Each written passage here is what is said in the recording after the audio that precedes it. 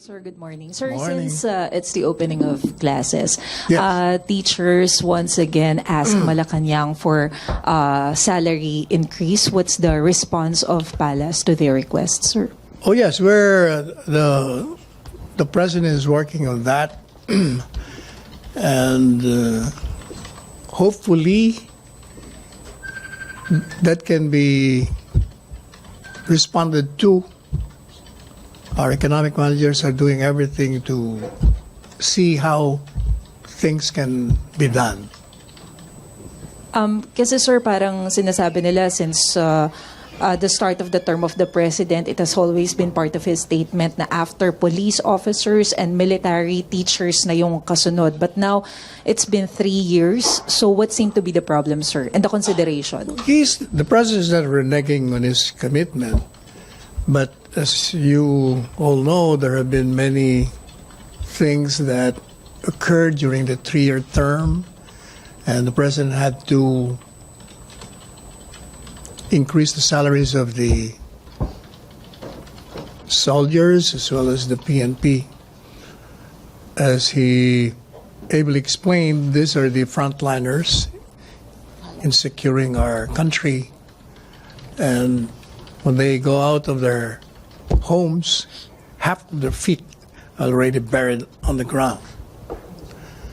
But you must remember that the mother of the president was a teacher, and so his heart is with the teachers. So, sir, how soon do we expect? Oh, hopefully,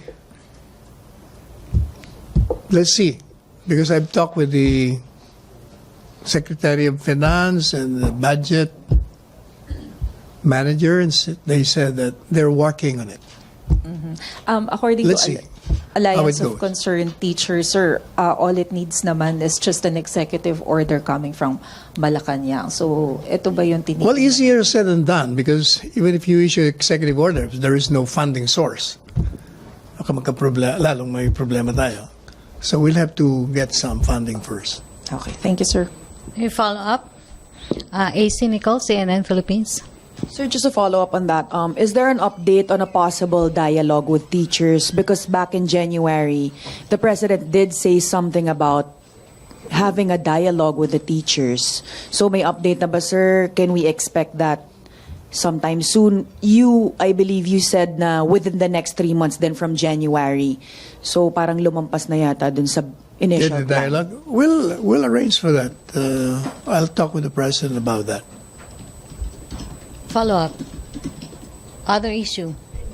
Follow-up. Julie? Sir, you said that we're looking for possible sources of funding. Has the executive identified any revenue, income-generating measures that may be used to fund the salary increase for teachers? I don't know where they will get the funds, but they're looking for these sources.